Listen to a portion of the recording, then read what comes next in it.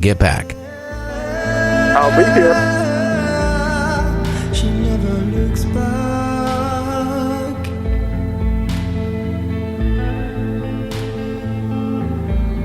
She never looks back.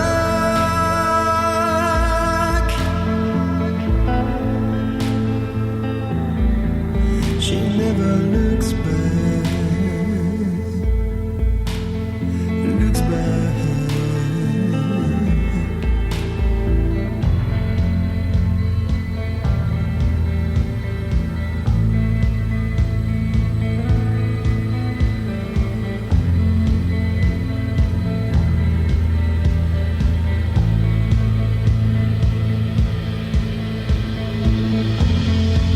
Demons are crawling back to your bed, and they're calling out your name. Demons are crawling back to your bed. Demons are crawling back to your bed, and they're calling out your name. Demons are crawling back to your bed.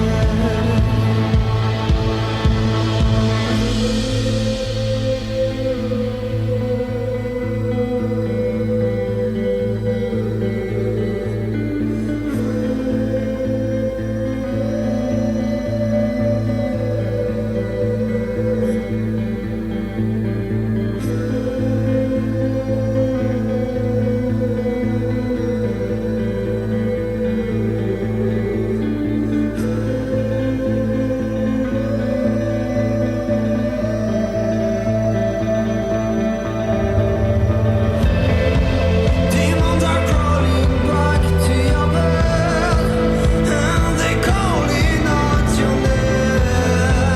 Demons are crawling back to your bed. You can advertise your business on Night Dreams Talk Radio, and you will be heard worldwide. Why not contact us at nightdreamstalkradio@gmail.com. Night Dreams Talk Radio, After Dark, wants to give a big shout out to all the truckers that listen to our show. Good evening or morning, depending on your time zone. From the Pacific to the Atlantic to you worldwide. Get yourself a cup of Java and find a comfy, easy chair. And get ready for Gary and his guest on Night Dreams Talk Radio, After Dark. And now, here's Gary. And here I am. Well, tonight we got Tim. We're going to be talking, well, about some of his paranormal experiences. But before that, I want to make sure James is there. And Tim, are you still there online? Yes, I'm here. Okay, great. Now, some of the paranormal experiences you had, let's get into it. Why don't you explain to the listeners what happened to you when you were young living in your house? Yeah, definitely. So I, running this tour company, have come to a conclusion personally. And it's sort of a two-pronged conclusion. My first conclusion is that I believe what I call the gift, the ability to sense the spirit world. I'm not speaking in terms of UFO, alien, cryptozoological. I'm simply talking spirit itself. I believe that your ability to sense it is genetic. And by that, I mean the practical explanation I use is think back. If you've had mom, grandpa, uncle, someone in your bloodline who has said, hey, when I was 10, I spotted a ghost. I saw a ghost last week, whatever it may be. I've also seen that sometimes it may skip a generation. So in my case, my grandmother, my paternal grandmother, was the only person out of either side of my family I can ever directly say said I ever experienced something paranormal, ghostly. I believe that my dad may have the ability, but not to an extreme level. I believe that I personally am a bit more sensitive. So I think in this case, the skipping a generation somewhat occurred. On top of that, I also believe that it's a sliding scale. You could be a 1, that means you may see a ghost once in your life, or you could be a full-blown 10 and be what would be considered a Sylvia Brown-esque psychic medium, where you're able to actively communicate. I believe that I am not high on the spectrum. If I gave myself a true score, I would say a 3 or 4. All of my paranormal experiences are essentially isolated from when I was around 5 or 6 to the age of probably about 22, 23. The sort of unlocking experience for me happened, like I mentioned, when I was around 5 or 6, and it actually happened in my grandparents' house, which is next door to my parents' former home and current home. I'll get to that in a few minutes. When I was younger, of course, I would be out of school for the summers. My grandparents would look after me. Now, you do have to give me a little bit of credit here. It literally was a dark and stormy day when this happened. I can't help it. I usually get a laugh when I tell people this because they're like, really, Tim? If you're making up this story, you're starting off pretty well. Can't help it. It's just true. But I remember I was laying on the floor in my grandparents' living room. Now, the essential detail for the story is that they had what I call a wall of windows. I'm talking a 3x3 panel. You could basically see the entire lawn from the leftmost side sweeping out across. There was a column jetting out of the wall and then a glass storm door. So depending on where you are in the room, you can finish seeing the right side of the lawn if you move out of way of the column. Now, I'm laying there doing whatever it is a 5, 6-year-old does, and all of a sudden my interior intuition says, Tim, look up. So, life lesson for everybody listening, if your interior intuition tells you to do something, it's a good idea, do it. I look up. On the leftmost side of my grandmother's front lawn is a glowing figure of white light. It looks exactly like a human shadow, but instead of dark shadow-like essence or whatever you want to call it, it's glowing light instead. It has no clothes, no facial features. I don't remember if the hands were distinguishable. All I remember is glowing white light. It nonchalantly walked out across my grandma's front lawn, and I remember very distinctly rolling on the floor to finish watching it through the glass storm door, and it was gone. Now, even at 5, 6 years old, I went, wait a minute. I grew up not in a religious household, but one that didn't actively encourage horror movies and the spirit realm and all that sort of thing. So I actively, in my 5, 6-year-old brain, just decided, Tim, it's not a good idea to say anything. Act like it didn't happen. So I push it to the back of my brain and don't say a word. Even at 5, 6, my skeptical side is saying, it was a reflection from the street. It was reflecting from the TV, something along those lines. Fast forward to 2012. My grandmother passes away.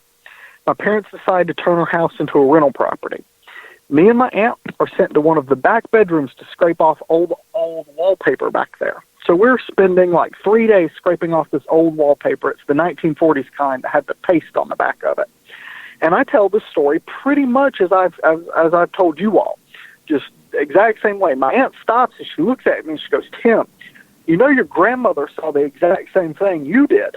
She was just in the open doorway to the kitchen back behind you. You were too young to really say anything to her. You're like 5, 6, so she wouldn't say anything to you because it would have scared you. And I guess the rest of us, because we traditionally don't really believe in it, kind of put it to the back of our minds. So that was the first paranormal experience I had as a very young child. Interesting. Tim, I got to ask you, you think it might have been a residual haunting? Honestly, I do. This sort of feeds into the next occurrences at the property. So fast forward, I would give it a good 15, 16 years. I had no more odd paranormal experiences myself. In the period of 2007 to 2008, my parents were having a brand new house built on the location where the old one formerly was. It was first a trailer. It was simply picked up and moved. A new house was being built, and it's what I call the suburban cardboard. It's very much a housing development style. So a lot of land was being moved around in that spot, that area. Now, during this period, we're living in my grandparents' house where I had that first experience. Now, things were relatively calm, except my grandmother claimed that she would have these nightmares about once or twice a month of what she called the devil watching her sleep. What she described is she would wake up, not be able to move, a black shadow would come out of the periphery of her vision, stoop down over her like it's staring her in the face. It would linger for however long. Of course, with her having a sleep paralysis episode, she wouldn't be able to tell how long it was lasting. After it was done staring, it would simply lean back up to full height, step back out of her periphery vision, and be gone. Now, that, as we know, that's a very stereotypical sleep paralysis episode. However, at that time, I didn't know what it was, so I just thought, Grandma's having weird paranormal experiences, and my parents are trying to BS their way into saying it's not. I very distinctly remember hearing one of those episodes going on because my bedroom at the time was directly up against my grandparents' bedroom wall. I very much remember that I had just purchased a new computer game and was working on playing it when all of a sudden I hear from the other side of the wall my grandmother going, like she's trying to scream but can't. So, of course, my parents explain it away. That was just your grandma, she's on medicine, all that sort of thing. But even, I'm in 7th grade at this time, I know that's BS. She was having some sort of weird paranormal experience. Now, fast forward years later. The new house has been built, all that sort of thing. I had 2 sleep paralysis episodes in the house. The first, my parents had left to go on a cruise, leaving me home by myself. This was during the summer. I'm home from college. Everything is fine. They're gone about a week. This is probably about 3rd day in.